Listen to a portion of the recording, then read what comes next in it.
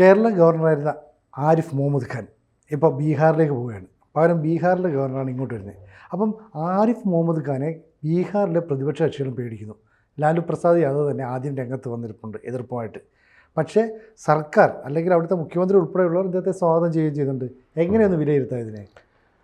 ബീഹാറിലേക്കുള്ള അദ്ദേഹത്തിൻ്റെ മാറ്റം അടുത്ത വർഷം ആദ്യം ബീഹാർ നിയമസഭാ തെരഞ്ഞെടുപ്പ് നടക്കാൻ പോകുന്നതിൻ്റെ മുന്നോടിയാണ്. അതുകൊണ്ട് അദ്ദേഹത്തിന് ചില രാഷ്ട്രീയ ലക്ഷ്യമുണ്ട് എന്നാണ് വിമർശകരിൽ ചിലർ ആരോപിക്കുന്നത്. രാഷ്ട്രീയ ലക്ഷ്യമുണ്ടാകും. തീർച്ചയായിട്ടും ഗവർണർമാർ അത്ര നിഷ്പക്ഷന്മാരൊന്നുമല്ല ഒരു കാലത്തും. കേരളത്തിൽ നിന്ന് അദ്ദേഹം ബീഹാറിലെത്തുമ്പോൾ അവിടുത്തെ പ്രതിപക്ഷ പാർട്ടികൾ ഭയപ്പെടുന്നു. അവിടുത്തെ മുഖ്യമായ പ്രതിപക്ഷ പാർട്ടികളെന്ന് പറയുന്നത് RJD, ലല്ലു പ്രസാദിൻ്റെയും മക്കളുടെയും പാർട്ടി, പിന്നെ നെഹ്റു കുടുംബത്തിൻ്റെ പാർട്ടി, കോൺഗ്രസ് പാർട്ടി. ഇങ്ങനെ രണ്ട് കുടുംബ പാർട്ടികൾക്ക് ആരിഫ് ഖാൻ്റെ വരവ് തീരെ രസിക്കുന്നില്ല. ഇന്നലെ ലല്ലു പ്രസാദ് യാദവ് പാറ്റ്നയിൽ പറഞ്ഞത് ആരിഫ് ഖാൻ വരുന്നത് ഇവിടുത്തെ തെരഞ്ഞെടുപ്പ് അട്ടിമറിക്കാനാണ്. അദ്ദേഹം കേരളത്തിൽ പിണറായി വിജയൻ ഗവൺമെൻറ്റിനെ ഭരിക്കാൻ അനുവദിച്ചില്ല. ഫെഡറൽ സംവിധാനത്തെക്കുറിച്ച് അദ്ദേഹം വളരെ വികലമായ സങ്കല്പങ്ങൾ പുലർത്തുകയും ഭരണഘടനയെ പോലും ധിക്കരിച്ച് പ്രവർത്തിക്കുകയും ചെയ്തു. ഇത്രയും ആക്ടിവിസ്റ്റായ ഒരു ഗവർണറെ ഇന്ത്യയിൽ വരെ കണ്ടിട്ടില്ല എന്നാണ് ലല്ലു പ്രസാദ് പറഞ്ഞത്.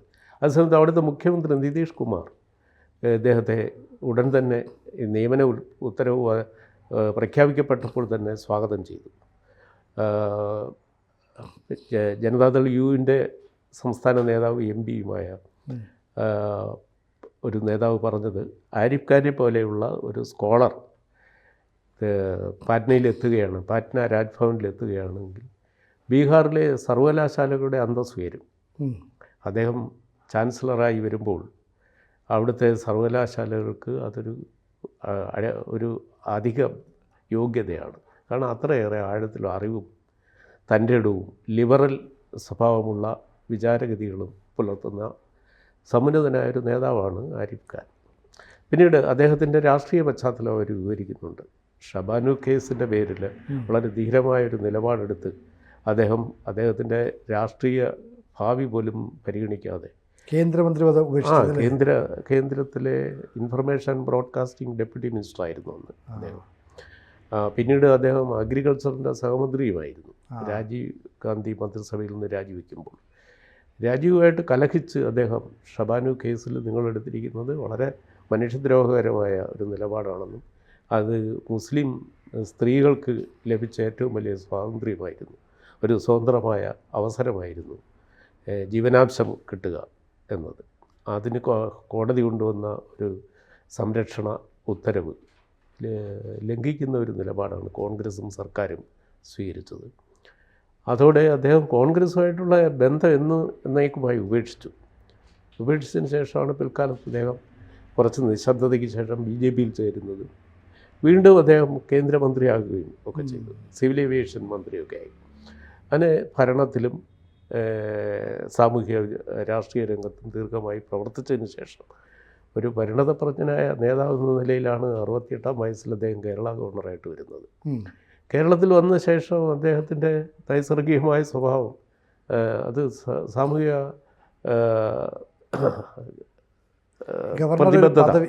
പ്രതിബദ്ധത നിലനിർത്തുന്ന ഒരു കാഴ്ചപ്പാടാണ്. അദ്ദേഹം അത് പുലർത്തിയിരുന്നു. അത് നമ്മളിവിടെ കണ്ടതാണ്. അപ്പോൾ പിണറായി വിജയനെ പോലെയുള്ള ഒരു യാഥാസ്ഥിതികനായ കമ്മ്യൂണിസ്റ്റ് നയിക്കുന്ന ഏകാധിപത്യ ഭരണത്തെ അദ്ദേഹം പല ഘട്ടങ്ങളിൽ അക്കാഡമിക് തലത്തിലും അല്ലാതെയും ചോദ്യം ചെയ്യാനിടെ വന്നു. അദ്ദേഹത്തെ സംഖ്യയായി മുദ്രകുത്തുകയും സർവകലാശാലകളെ സാഫ്രണൈസ് ചെയ്യുന്നു, കാവ്യവൽക്കരിക്കുന്നു എന്ന ദുരാരോപണം ഉന്നയിച്ച് അദ്ദേഹത്തെ പൊതിച്ച് അടിക്കുവാൻ പല ശ്രമങ്ങളും നടത്തി. അദ്ദേഹത്തിനെ ദേഹോപദ്രവം ഏൽപ്പിക്കുവാൻ പോലും കമ്മ്യൂണിസ്റ്റ് യുവത്വം സംഘടിതമായി അദ്ദേഹത്തിൻ്റെ വസതിക്ക് നേരെ ഈ അടുത്ത കാലത്തും ചെല്ലുകയുണ്ടായി. ശരിക്കും പറഞ്ഞാൽ സംഘർഷഭരിതമായിരുന്നു ഗവർണർ ഉണ്ടായിരുന്ന കാലം അല്ലേ? അദ്ദേഹം വഴി വെച്ച് കൊല്ലത്ത് അടുത്ത് വെച്ച് വാഹനമൊക്കെ നിർത്തിയിട്ട് അവിടെ സ്റ്റൂളിൽ പോയി ഇരുന്നു അല്ലേ? പോലീസ് നടപടി എടുത്തിട്ട് പറഞ്ഞിട്ട്. അതെ, കൊല്ലത്ത് നഗരത്തിലെ ഒരു ഇപ്പം തെരുവുകടയുടെ മുന്നിൽ ഒരു സ്റ്റൂൾ ഇട്ടിരിക്കേണ്ട സ്ഥിതി വന്നു. അദ്ദേഹത്തിൻ്റെ വാഹനത്തിന് നേരെ ആക്രമണം ഉണ്ടായി പലതവണ. അപ്പോൾ ആ തരത്തിൽ തീരെ അസഹിഷ്ണുതയോടെ ഈ ഗവർണറുടെ നിലപാടുകളെ കാണുകയും അദ്ദേഹത്തെ ദേഹോപദ്രവം ഏൽപ്പിക്കാൻ പോലും ചെയ്യുന്ന അവസരങ്ങൾ കേരളത്തിൽ കണ്ടു. അപ്പോൾ കേരളം എത്രമാത്രം ജനാധിപത്യത്തോട് എത്രമാത്രം സഹിഷ്ണുത പുലർത്തുന്ന ഒരു പ്രദേശമാണ്. ഇവിടുത്തെ വിദ്യാസമ്പന്നരായ രാഷ്ട്രീയ പ്രവർത്തകർ ഈ സമൂഹത്തിന് നാണക്കേടുണ്ടാക്കുന്ന ഒരുപാട് അവസരം ഗവർണർ ആരിഫ് ഖാൻ്റെ മുന്നിൽ ഉയർന്നു വന്നു.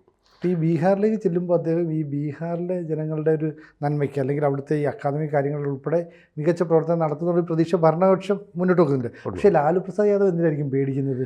അല്ല, ആരിഫ് ഖാൻ അവിടെ എത്തിയാൽ അവിടുത്തെ ഈ പുരോഗമന സ്വഭാവക്കാരനായ ഒരു മുസ്ലിം ഫേസാണ് അദ്ദേഹം. അങ്ങനെ ഉള്ള ഒരാൾ അവിടെ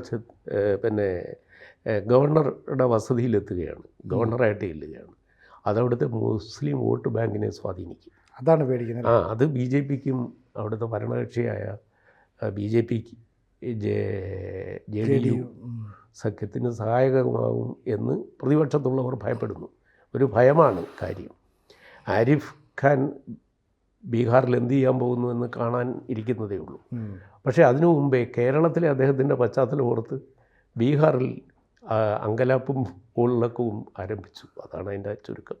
ശരിക്കും പറഞ്ഞാൽ ഈ ആരിഫ് മുഹമ്മദ് ഖാൻ കേരളത്തിൽ നടത്തിയ പ്രവർത്തനത്തെ അത്രയും ചെറുതായിട്ട് കണ്ട. കാരണം ഇപ്പം ഈ വൈസ് ചാൻസലറെ നിയമിക്കുന്ന കാര്യങ്ങളിലടക്കം അദ്ദേഹം എടുത്ത നിലപാടുകൾ, അപ്പോൾ പണ്ട് സർക്കാർ എന്ത് പറയുന്നു അതിനനുസരിച്ച് ഗവർണർ ഒപ്പിടുക മാത്രം ചെയ്യുകയാണെങ്കിൽ അങ്ങനെയല്ല, ഗവർണർക്ക് തൻ്റേതായ ഒരു അധികാര പരിധി ഉണ്ട് എന്ന് അദ്ദേഹം പ്രൂവ് ചെയ്യാൻ ശ്രമിച്ചു.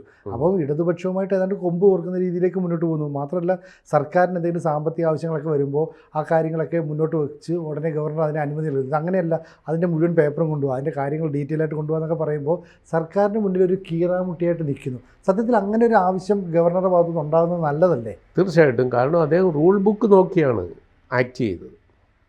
അദ്ദേഹം നിയമത്തെ അതിൻ്റെ കർശനമായ അർത്ഥത്തിൽ ഉൾക്കൊണ്ടുകൊണ്ട് പ്രവർത്തിക്കാൻ ശ്രമിച്ചു.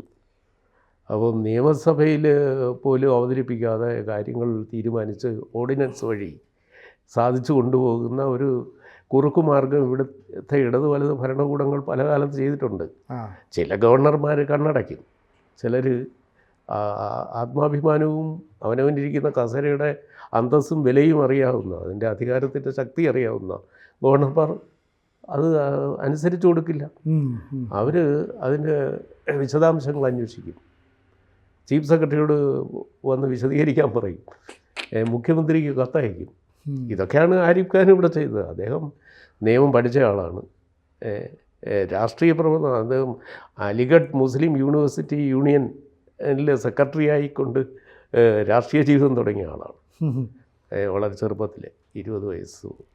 അപ്പോൾ അങ്ങനെയുള്ള പശ്ചാത്തലമുള്ള ആരിഫ് മുഹമ്മദ് ഖാൻ ലേണഡായ ആളാണ്, സ്കോളർലിയാണ്. അദ്ദേഹത്തിന് സംസ്കൃതവും ഇംഗ്ലീഷും ഒക്കെ വളരെ അനായാസം പണ്ഡിതോചിതമായി കൈകാര്യം ചെയ്യാൻ അറിയാവുന്ന ഒരാളാണ്. അപ്പോൾ അങ്ങനെയുള്ള ഒരാൾ ഇവിടെ വന്നപ്പോഴേ ഇവിടുത്തെ ഈ ലില്ലിപ്പുട്ടുകൾക്ക് അദ്ദേഹത്തിനെ സൂഹിക്കാതെ വന്നതാണ് കാര്യം. അപ്പോൾ അവർ വിചാരിക്കുന്ന ഗവർണർ ആവശ്യമില്ലാത്ത ഒരു പോസ്റ്റാണെന്ന കമ്മ്യൂണിസ്റ്റുകാരുടെ വിശ്വാസം തന്നെ. കാരണം അതൊരു എക്സ്ട്രാ പവർ അതോറിറ്റിയാണ്, അത് ജനാധിപത്യത്തിന് വിരുദ്ധമാണ്. ജനങ്ങൾ നേരിട്ട് തിരഞ്ഞെടുക്കുന്നവരല്ല ഗവർണർമാർ, അത് അപ്പോയിൻറ്റഡ് പോസ്റ്റാണ്. കേന്ദ്ര ഗവൺമെൻറ്റിൻ്റെ ഒരു സ്റ്റൂജായിട്ടാണ് ഗവർണറെ ഈ ഇടതുപക്ഷ ഗവൺമെൻറ്റുകൾ കണ്ടിട്ടുള്ളത്. അങ്ങനെ അല്ല, ഗവർണർ എന്ന് പറഞ്ഞാൽ അതിൻ്റെ ഒരു അന്തസ്സുറ്റ സ്ഥാനമാണെന്നും അതിന് ചില അധികാരങ്ങളുണ്ടെന്നും ഇന്ത്യൻ ഭരണഘടന അനുവദിക്കുന്ന തത്വങ്ങൾ വ്യാഖ്യാനിച്ചുകൊണ്ട് പ്രവർത്തിക്കാൻ ആരിഫ് ഖാൻ തയ്യാറായി. അത് ഇവിടുത്തെ യാഥാർത്ഥ്യ ഭരണകൂടത്തിന് സുഖിച്ചില്ല, അത്രയാണ് കാര്യം.